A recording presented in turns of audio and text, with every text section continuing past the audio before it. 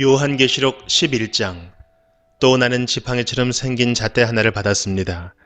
그때 이런 말이 들려왔습니다. 가서 하나님의 성전과 제단을 재고 그곳에서 예배드리는 사람들의 수를 세어라. 그러나 성전 바깥들은 재지 말고 그대로 두어라. 그곳은 이방인들에게 내어준 곳이다. 그들은 42달 동안 거룩한 성을 짓밟을 것이다. 내가 두 증인에게 능력을 주어 1260일 동안 예언하게 할 것인데 그 둘은 굵은 삼배옷을 입고 그들의 슬픔을 나타낼 것이다. 이 두 증인은 바로 땅 위에 주님 앞에 서 있는 올리브 나무 두 그루와 두 촛대였습니다. 누구든지 그들을 해치려고 하면 그 입에서 불이 나와 원수들을 삼켜버릴 것입니다. 이처럼 그들을 해치는 자는 죽고 말 것입니다. 이 증인들은 자기들이 예언하는 동안 하늘에서 비를 내리지 못하게 하고 물을 피로 변하게 하며 언제라도 온 땅에 온갖 재앙을 내리게 할 수 있는 능력을 가지고 있습니다. 두 증인의 예언이 끝나고 나면 한 짐승이 나타나 그들과 싸우게 될 것입니다. 그 짐승은 끝이 보이지 않는 구덩이에서 올라와 싸움을 한 뒤 그들을 죽일 것입니다. 두 증인의 시체는 큰 성의 길거리에 버려질 것인데 이 성은 비유적으로 소돔 혹은 이집트라고 불립니다. 그곳은 바로 그들의 주님이 십자가에 못 박히신 곳입니다. 모든 나라와 민족들이 그들의 시체를 땅에 묻지 않고 3일하고 반나절 동안 내버려 둔 채 구경할 것입니다. 이 땅에 살고 있는 사람들은 모두 그들의 죽음을 기뻐할 것입니다. 또 잔치를 하고 서로 선물도 주고받으며 즐거워할 것입니다. 그것은 이 두 증인이 그들에게 너무나 많은 고통을 가져다 주었기 때문입니다. 그러나 3일하고 반나절이 지난 후 하나님께서는 이 두 증인에게 생명의 영을 불어넣으셨습니다. 그들이 일어나자 이 광경을 본 사람들은 무서워서 어찌할 바를 몰랐습니다. 그때 하늘에서 큰 소리가 두 증인을 향하여 들려왔습니다. 이리로 올라오너라. 그들은 원수들이 보는 앞에서 구름을 타고 하늘로 올라갔습니다. 바로 그 순간 큰 지진이 일어났습니다. 그 성의 10분의 1이 무너지고 7천 명이 죽었습니다. 살아남은 자들은 매우 두려워하며 하늘에 계신 하나님께 영광을 돌렸습니다. 두 번째 재난이 끝났습니다. 이제 세 번째 재난이 곧 올 것입니다. 일곱 번째 천사가 나팔을 불자 하늘에서 큰 음성이 들려왔습니다. 우리 주님과 그리스도께서 이제 이 세상을 다스리시며 앞으로도 영원토록 다스리실 것이다. 그러자 하나님 앞에 앉아있던 24명의 장로들이 엎드려 하나님께 경배하였습니다. 그들은 말했습니다. 지금도 계시고 전에도 계셨던 전능하신 우리 주 하나님께 감사를 드립니다. 이제 주님은 그 크신 능력으로 이 땅을 다스리실 것입니다. 온 세상 사람들이 화를 내고 교만하였으나 이제는 주님께서 진노를 내리시고 죽은 자들을 심판하실 때입니다. 또한 주님의 종들인 예언자들과 거룩한 백성들, 큰 자이든지 작은 자이든지 주님을 경외하는 자들을 위해 상을 베푸실 때입니다. 그리고 이 세상을 망하게 하는 자들을 멸망시키실 때가 왔습니다. 그러자 하늘에 있는 하나님의 성전이 열렸습니다. 그 안에 하나님께서 그의 백성에게 주신 언약궤가 보였습니다. 그 순간 번개가 치고 천둥과 지진이 일어나며 큰 우박이 쏟아졌습니다. 요한계시록 12장. 그리고 하늘에 아주 신기한 광경이 나타났습니다.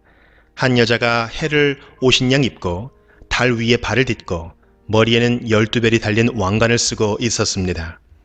그 여자는 아기를 베고 있었는데 막 아기를 낳으려는 순간이어서 고통으로 신음하고 있었습니다. 하늘에 또 다른 신기한 광경이 나타났습니다. 크고 붉은 용이 보였습니다. 그 용의 머리는 7이고 뿔은 10이며 각각의 머리마다 왕관이 씌워져 있었습니다. 그 용은 꼬리로 하늘의 별 3분의 1을 휩쓸어 땅에 내어 던졌습니다. 그리고는 막 아기를 낳으려는 여자 앞에 버티고 서서 아기를 낳기만 하면 잡아 삼키려고 준비하고 있었습니다. 드디어 여자가 아들을 낳았습니다. 그 아기는 큰 권세를 가지고 장차 온 나라를 다스릴 뿐이었습니다. 그러나 아기는 하나님의 보좌 앞으로 들려 올라갔습니다. 그리고 여자는 하나님이 준비해 두신 광야의 한 곳으로 도망쳤는데 그곳에서 1260일 동안 보호받을 수 있게 하셨습니다. 그때 하늘에서 전쟁이 일어났습니다. 미가엘과 그의 천사들이 용과 그의 부하들을 대항해 싸움이 일어난 것입니다. 그러나 용과 그의 부하들은 싸움에 패하여 하늘에서 쫓겨나고 말았습니다. 큰 용은 마귀 혹은 사탄이라고 불리는 바로 그 오래된 뱀이었습니다. 그 용은 온 세상을 잘못된 길로 인도하는 자였습니다. 용과 그의 부하들은 땅으로 내동댕이 쳐졌습니다. 그때 나는 하늘에서 큰 음성을 들었습니다. 우리 하나님의 구원과 능력과 나라와 그리스도의 권세가 이제야 나타났다. 하나님 앞에서 밤낮으로 우리 형제들을 고소하던 자가 이제야 쫓겨났구나. 어린 양의 피와 그들이 증언하던 진리의 말씀으로 우리 형제들이 그를 이겼다. 그들은 죽음을 두려워하지 않고 목숨을 다해 싸웠다. 그러므로 하늘과 하늘에 있는 모든 자들아 기뻐하여라. 그러나 땅과 바다에 있는 자들에게는 화가 미쳤구나. 머리 끝까지 화가 난 마귀가 그곳으로 내려갔으니 자기에게 시간이 얼마 남지 않았음을 알고 날뛸 것이다.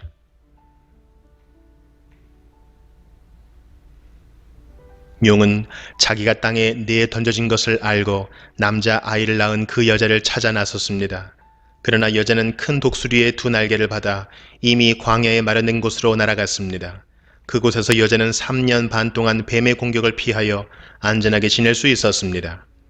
그러자 뱀은 여자를 휩쓸어 버리려고 입에서 물을 홍수같이 뿜어내었습니다. 그때 땅이 입을 벌려 용의 입에서 나오는 물을 다 삼켜 여자를 도와주었습니다. 화가 머리 끝까지 치민 용은 하나님의 명령을 지키고 예수님이 가르쳐 주신 진리를 굳게 간직하고 있는 여자의 남은 자손들을 공격하려고 나섰습니다. 용은 바닷가 모래 위에 섰습니다. 요한계시록 13장. 또 나는 바다에서 한 짐승이 올라오는 것을 보았습니다. 그 짐승은 뿔이 여리고 머리가 7이었는데 각각의 뿔에는 왕관이 쓰여져 있었습니다. 또 머리마다 하나님을 모독하는 이름들이 쓰여 있었습니다.